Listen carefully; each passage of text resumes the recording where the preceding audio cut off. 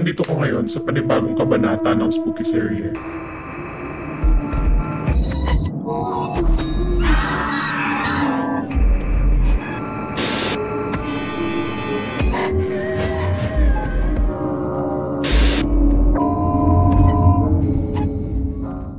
Sorry guys, alam ko na ngayon lang ako, but I hope you give me a chance to explain myself. Yun nga, nagkaroon ng problem yung Google account ko. Ayoko kasing mag-post ako ng habang may problema siya. Kaya nga, inayos ko muna bago ako nag-upload ulit. So, eto na ako, nagbabalik na ako ulit. Sana na-miss nyo ako. Hindi po na-cancel ang Spooky Serye. I also have another update. So, may bago akong tattoo. Purely dedicated to my Spooky Serye and my Spooky Serye fans. Tattoo ako ng manananggal. I designed it myself. Wait, I don't know how I'm gonna show you guys. Kasi nag-iisip ako noon ng ano ba yung magandang pwedeng tattoo dedicated to my TikTok or to my content creation journey. And naisip ko, horror, Spooky Serye. Gusto ko may mix ng Filipino culture. And thank God, naisip ko manananggal kasi it's my favorite mythical creature. Kasi unang-una, babae siya. Pinaka nakakatakot siya para sa akin. Pinaka matatakot ako kung siya yung nakita ko somewhere kesa sa kapre, kesa sa tikbalang. Babae pa siya. Powerful. Kwento natin ngayon galing kay Jersey de Galea. Hindi ko makakalimutan ang kwento ng girlfriend ng cousin ko. Siya ay may laging mga kakaibang bagay na kinukwento sa akin. Taga-Romblon daw talaga ang pamilya nila. Tahimik lang doon, tipikal na probinsya kung saan halos lahat magkakakilala. Pero nag-iba ang daloy ng buhay nila nang mag-asawang tito niya ng isang babae na galing sa ibang lugar. Sa una parang ordinaryo lang naman ang lahat. Pero ang mga tao sa lugar nila palaging may sinasabing kakaiba tungkol sa asawa ng tito niya. Sabi nila, weird daw ito. Hindi raw mahilig makipagsosyalan at parang may sarili itong mundo. Nagulat siya kasi sa kabila ng mga naririnig niyang bali-balita, naging close sila ng asawa ng tito niya. Madalas siyang isama nito kung saan-saan, pero ang nakakakilabot, parang nagte-teleport daw sila sa mga lugar na hindi niya maipaliwanag. Bigla na lang silang napupunta kung saan-saan na parang ibang dimension. Doon daw nagsimula ang lahat ng sunod-sunod na kakaibang karanasan niya. Nasa mga 5 taong gulang pa lang daw siya nang una niyang makita ang tinatawag niyang entity. Isang bunguraw ito, kulay asul, nag-aapoy pa, at sinusundan siya mula Romblon hanggang sa lumipat sila ng Cavite. Hindi lang yon. Simula raw noong nagpakita ang bungong yon, marami na siyang nakita pang iba't ibang klase ng mga nilalang na palutang-lutang na ilaw na asul, pula, orange, at iba pa. Minsan, kung ano-ano pang entity ang biglang sumusulpot sa harapan niya. Dagdag pa niya, araw-araw daw siyang nananaginip. Sabi ko, weird. Kasi ngayon lang ako nakarinig ng ganun. Sino bang tao ang araw-araw naaalala ang panaginip? Pero kay Rosie, parang parte na ng buhay niya yon. Noong 2024 naman, nakilala niya ang pinsan ko. Doon ko rin siya unang nakilala. Madalas siyang bumisita sa bahay namin dahil palaging welcome siya doon. Nakatira kami sa bahay ni na ate. Yung ate ko at ang asawa niya, sila din ang nagpapaaral kasi sa pinsan ko. Kwento niya sa akin na sa bawat pagbalik niya sa bahay namin, may kakaiba siyang nararamdaman. 3 beses daw siyang nakakakita ng mga kakaibang entity doon. Ang unang encounter, 3rd time pa lang niyang makapunta sa bahay that time. Nakaupo raw siya sa sofa na malapit sa pinto. Nakatingin lang, nang biglang may napansin siya sa may hagdanan. May nakasilip daw isang babae na hindi pamilyar sa kanya. Sabi pa niya, parang sinisipat daw siya. Ramdam daw niya na kakaiba ang presensyang iyon. Tingin niya, baka dahil bago pa lang siya doon at hindi siya pamilyar sa lugar. Pero, para sa akin, mukhang hindi yun simpleng pag-welcome.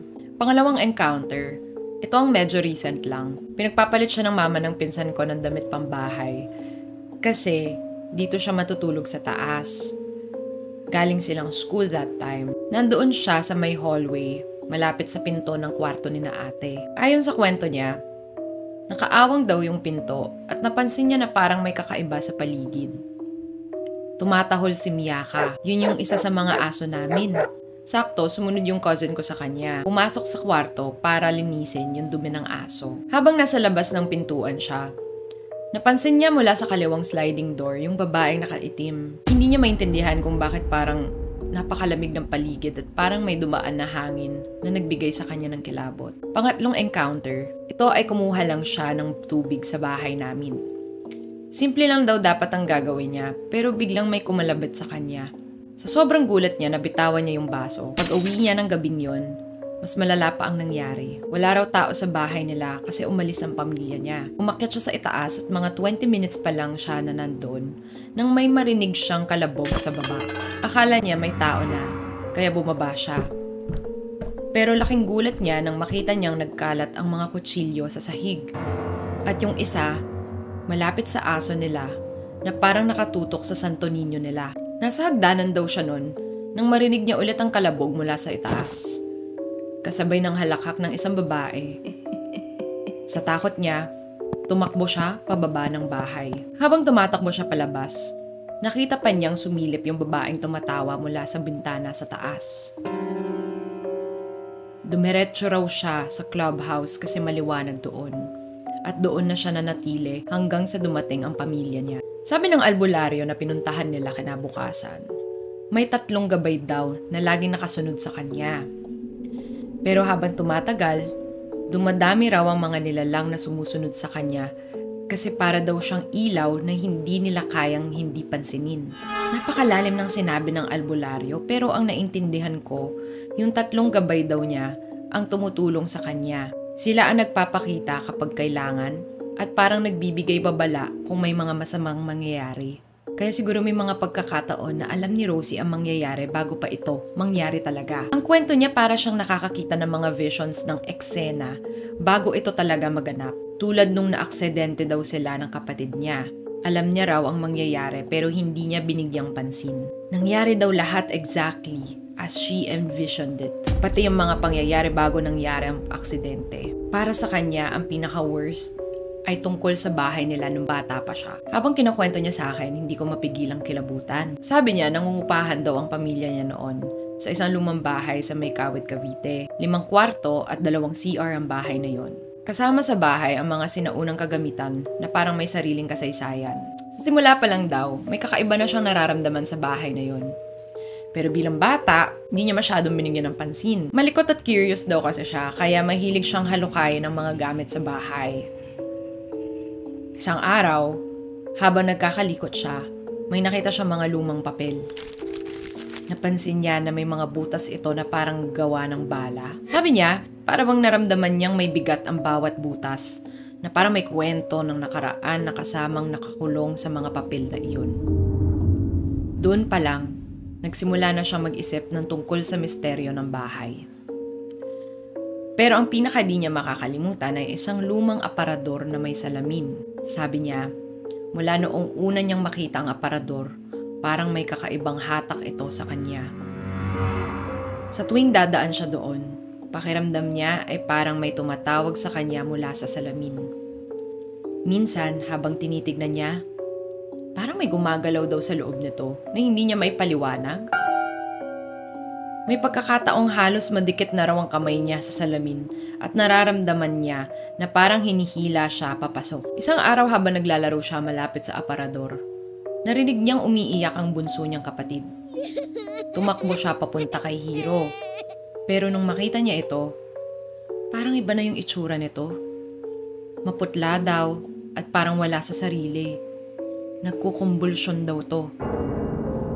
Noon pa lang, nararamdaman na niya na may mali. Sinabi niya ito sa papa nila at doon nagsimula ang mas matinding kwento. Ayon sa kanya, tinawag agad ng papa nila ang isang albularyo. Nang dumating ito, sinabi ng albularyo na ang kaluluwa ni Hiro ay nakuha ng nilalang na nakakulong sa salamin. Napakatindi raw ng lakas ng entity na yon at ang kalikutan daw ni Rosie ang naging dahilan kaya ito nagising at nakialam sa pamilya nila. Sa tulong ng albularyo, sinubukang bawiin ang kaluluwa ng kapatid niya. Habang ginagawa nila ang ritual, naramdaman niya ang bigat ng presensya sa bahay. Sabi niya, parang may malakas na ingay na nagmumula sa loob ng aparador. Parang may humihiyaw. Kita niya ang pawis ng albularyo habang ginagawa ang ritual. Sa huli, sinabi ng albularyo na ligtas na si Hiro. Kahit bata pa daw siya, ay vivid pa rin ang lahat ng alaala niya about sa nangyari doon. Habang naririnig ko ang kwento niya, hindi ko mapigilang kilabutan. Sabi niya natutunan niya yung leksyon na hindi lahat ng bagay ay dapat galawin. Lalo na kung hindi mo alam kung ano ang kasaysayan. Hanggang ngayon iniisip ko pa rin ang salamin na yon. Saan na kaya yun napunta? At ano kaya nangyari? Sa ngayon, ang bahay na tinirahan nila ay wala na. Giniba na at bakanteng lote na lamang. Sa lahat ng kwento niya, hindi ko alam kung paano niya nagawang harapin ang lahat ng ito. Pero sa kanya parang bahagi na ng buhay niya mga ganitong karanasan. Paranormal, gifted, o sadyang iba lang ang mundo niya. Ewan ko, pero sa bawat kwento niya, hindi ko maiwasang kilabutan. Kahit pasabihin na ako mismo ay may sarili ding karanasan sa mga di pangkaraniwan na pangyayari. At doon na po nagtatapos ang una nating kwento. Pero ito lang ang gusto kong itanong sa kanya, kay Rosie. Malalaman ba natin kung sinong mananalo sa eleksyon ngayon? Bago natin ituloy itong pagkukwentuhan natin, kasi malapit na mag-eleksyon. Hindi ako magsasabi ng mga iboboto ko sa inyo, pero I just wanna encourage everybody to vote for the people na malinis, tapat, walang questionableng background, may mga nagawa, may maayos na achievements. So sana suriin natin ang bawat kandidato at bumoto tayo ng tama, yung alam nating makakabuti para sa Pilipinas at para sa taong bayan. Hindi lang sa mga senador, pati sa mga local government, mayor, governor. Ugaliin nating mag-research at mag-fact check. Okay, para sa susunod na kwento, let's go! Ako po yung taong sinasabing malakas ang sixth sense. Kaya normal na sa akin yung may mga nagpaparamdam. Pero, ang ikukwento ko ngayon, isa siyang experience na siguro ang pinaka hindi ko makakalimutan. Isa po akong guro doon sa isang school na pinapasukan ko noon. 2 beses lang ako nakaranas ng pagpaparamdam. At tamang-tama na sa bawat ikukwento ko, sasabihan ako ng mga colleagues ko na doon talaga may nagpaparamdam daw. After ng ilang months ng lockdown, bumalik na ang klase. Pero modular at online classes ang ini-implement sa school namin. Pinili ko ay modular kaya sa classroom kami nagpe-print ng modules at nagdi-distribute. Nagulat ako nung first day ng modular classes. Pagbukas ko ng pinto sa room, super linis ng kwarto ko. Ang kintab ng sahig, walang alikabok o agiw sa mga pader at kisame. Parang may naglinis talaga ng room ko nun. Which, ako lang talaga ang may access. Dahil ako lang ang may susi ng kwartong yun. Hindi ko pinansin yon kasi baka ganun lang kapag ilang months na di nagagamit ang classroom. Pero ilang days na talaga ako nagtataka.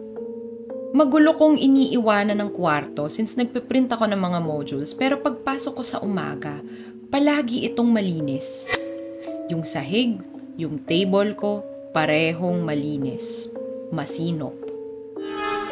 Nagtataka na ako nun. One time, nakaschedule kaming mga teacher na mag-home visitation sa mga students na hindi kumukuha ng modules. Siyempre, naka-protective gear kami noon para iwasan ang mahawaan since pandemya. Yung isang co-teacher po sa building namin na si Sir, ang naiwan. Sabi niya, may sadya daw siya kaya pumunta siya sa room ko.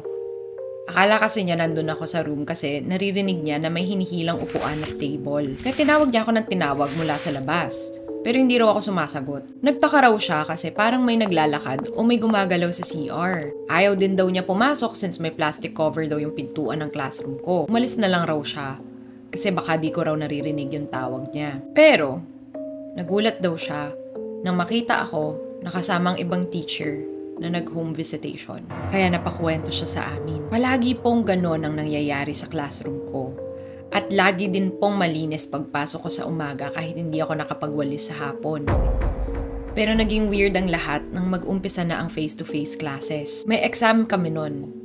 I told my students na ipasa na ang answer sheets nila at huwag kalimutan ilagay ang mga pangalan sa itaas. I gave 31 answer sheets kasi present silang lahat noon.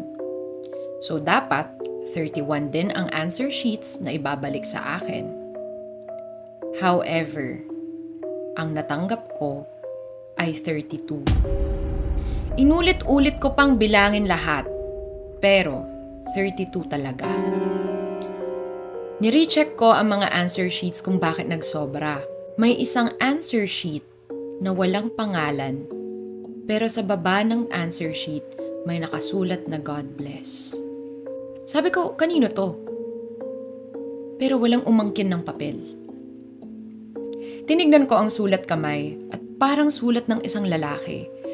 Kaya ginawa ko ay tinawag ko isa-isa ang mga pangalan na nagpasa ng answer sheet to make sure na may isa sa kanila na nakalimutang magsulat ng pangalan.